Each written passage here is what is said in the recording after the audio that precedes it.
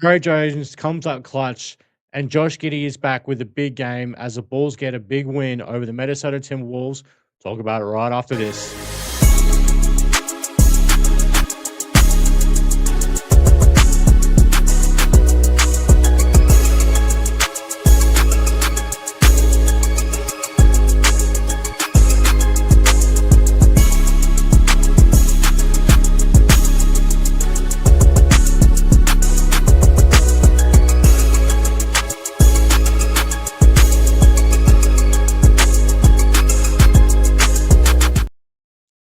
What's going on, Bulls Nation? Welcome back to another episode of Whole Lotta Bull. I'm Troy. Follow me on Twitter at Bulls_Troy. But more importantly, you can follow the show at Whole Lotta Bull.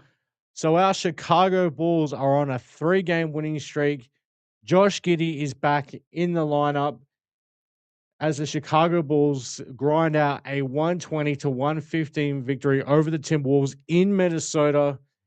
And couple of big games here. Now, Josh Giddey, as we all know, has been out for 11 games with a hamstring strain. He comes back in this game, all guns blazing, had 18 points in the first half. He finishes with 21 points overall. So the scoring did slow down for him in the second half. Also finishes with 6 rebounds and 5 assists. It has a couple of steals in there as well. 7 of 13 overall from the field. Misses all three-point attempts from the field, but gets to the free throw line. 7 for 9 at the free throw line for Josh Giddey in his return from that hamstring strain. So big game from Josh Giddey. Love to see it. A great way to come back after 11-game absence. And then Tre Jones in this game, especially late in this game, coming up with a clutch defensive play against Jaden McDaniels, and then comes up with the clutch basket at the end with the as he kind of got the defense confused a little bit where he's going. He made him think he was going one way. He drives to the basket, gets a lap, somehow gets it up over Rudy Gobert, and the Bulls come away with the dub in this one. And then Tre Jones also finishing with 7 assists and 3 boards in this game, 5 of 7 overall from the field. This was a great victory for the Bulls. Now they did get down early in this game to start off with. I mean, at one point, the Minnesota Timberwolves had a 14-point lead. That was their biggest lead of the game. And then as Josh Giddey came in, now he was on a minutes restriction this game, 24 minutes. He does break that by playing 26 minutes, I believe it was. Just 2 seconds over 26 minutes. So Billy Donovan said, "Hey, with this game being in the balance, once again, to hell with the minutes restriction. Giddey, get your ass out there and help us win this game." But like you see in this game, it was definitely a game of runs. And you see, like Minnesota get out to that 14-point lead in the first quarter. Josh Giddey comes in like in the second half of that first quarter. The Bulls get their margin down to, I think it was like 3. I think it was 5 points by quarter time, I believe it was. Obviously, then Josh comes out of the game because obviously the minutes restriction. Minnesota gets the lead back out again, and then as Josh Giddey comes back in for the second half of the second quarter, Bulls get the lead down. Eventually, actually take a lead at halftime. Third quarter comes around, Minnesota gets in a little bit of a lead. But Bulls kept it well, and that the second half was very tightly contested. I mean, I don't think at any point the biggest margin throughout the second half was 7, which was a lead that the Bulls had, uh, probably about quite early in that fourth quarter. And this is just a back and forth game, and 2 teams now. Anthony Edwards was kept in check. Now, a really great job, I have to say again, by Isaac Okoro defensively. I mean, his stat sheets are not going to blow you away. He had 10 points, five assists, 3 of 7 overall from the field, 2 of 4 from beyond the arc for Isaac Okoro. Both of them in the same spot in the corner. He 1 assist and a steal in the game, but to hold Anthony Edwards very well in check. Now we all know Anthony, what he's done to the Chicago Bulls in the past. He's absolutely destroyed us.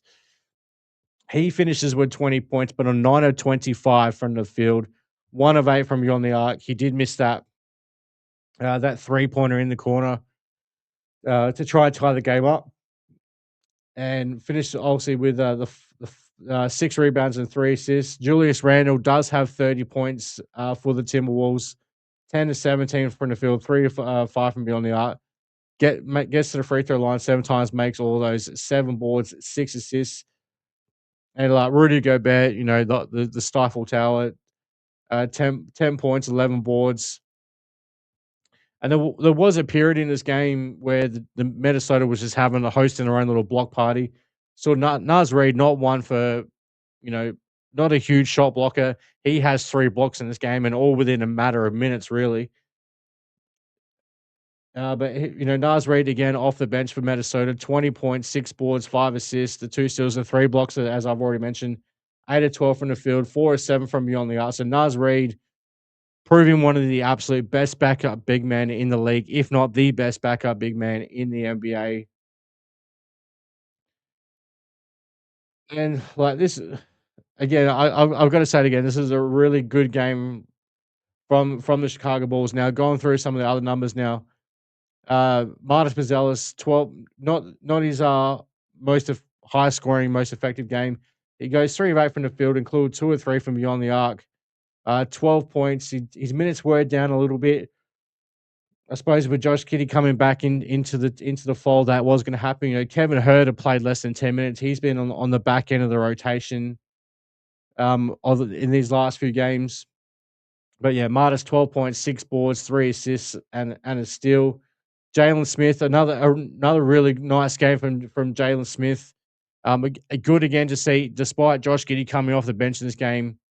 Jalen Smith remains in the starting lineup again today with Kobe, Okoro, Marta Smith, and Vucevic. He finished with 17 points and 4 boards, 6 and 9 from the field, 3 or 4 from beyond the arc for Jalen Smith. Nikola Vucevic, was like most centers in the league, was bothered by Rudy Gobert, 10 points, 8 boards, 3 assists, only 3 of 10 from the field for Nikola Vucevic, but 2 or 4 from beyond the arc.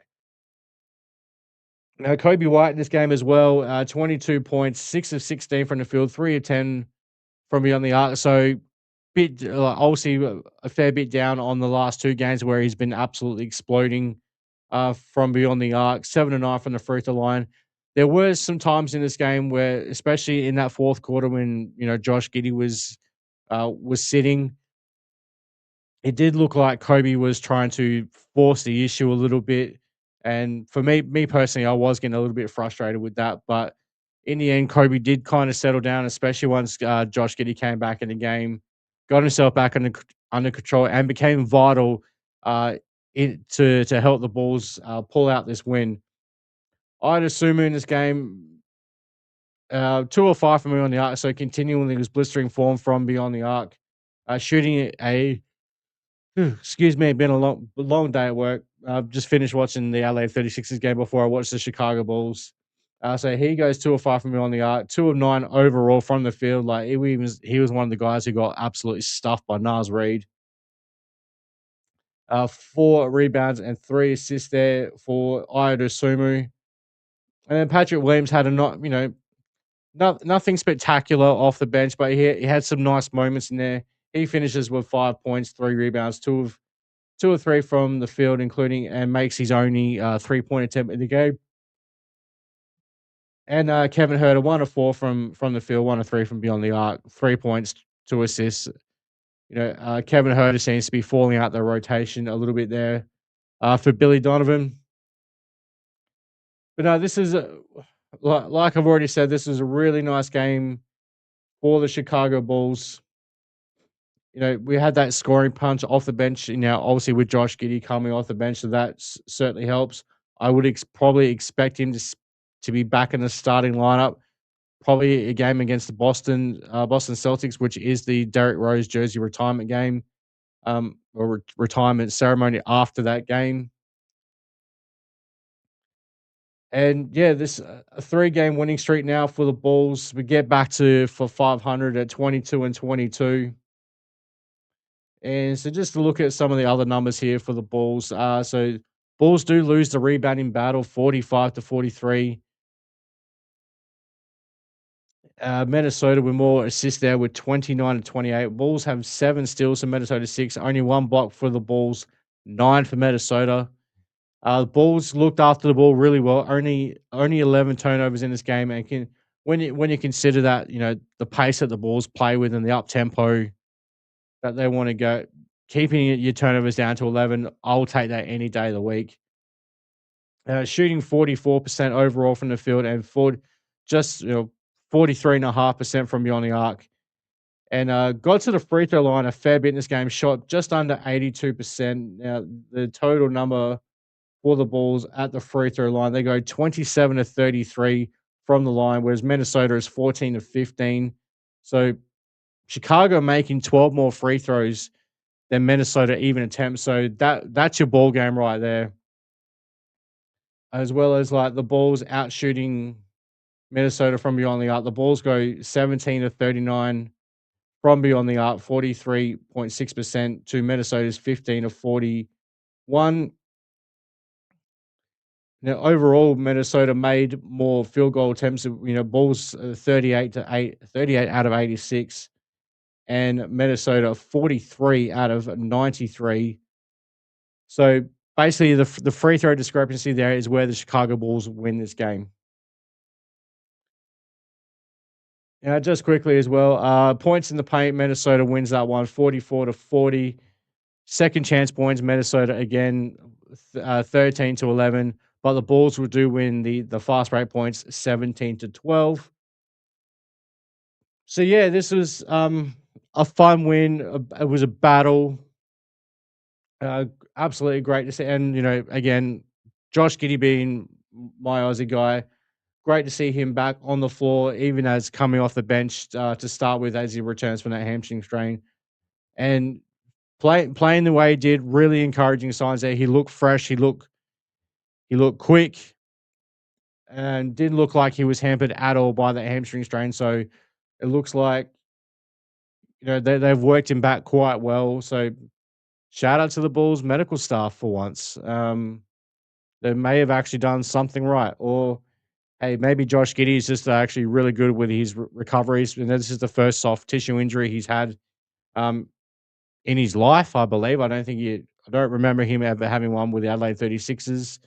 No reports of him having any soft tissue injuries when he was playing juniors here in Australia, and certainly his first soft tissue injury in the NBA. So yeah, a really, really good win there from the Chicago Bulls, getting back to 500.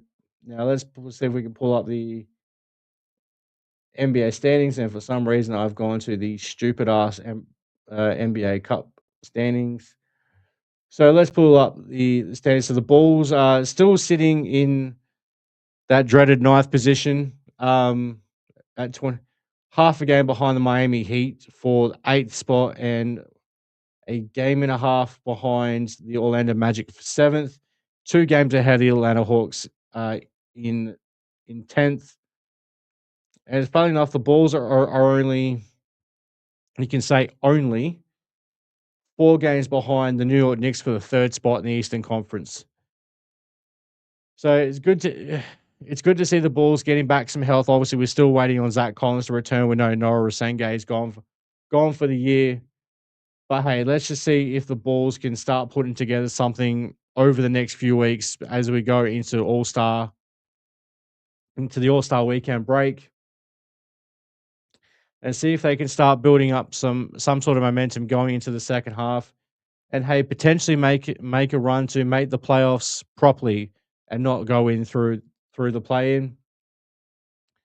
I believe our next game coming up is against the it's on Saturday or Sunday my time against the Boston Celtics, which I did mention before is the Derrick Rose jersey retirement ceremony. And then we do have another home game against LaFlop James and the Los Angeles Fakers. So yeah, big couple of games coming up, and then they do play the Indiana Pacers down in Indiana.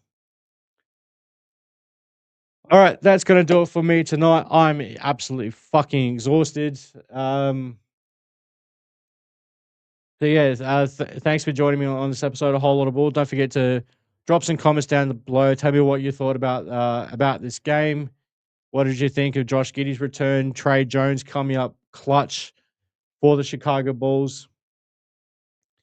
And yeah, let's talk about it. So until next time, Bulls fans, don't forget you can follow me on Twitter at Bulls_Troy. Follow the show at Whole Lot of Bull. Until next time, see red. Be good. Go Bulls.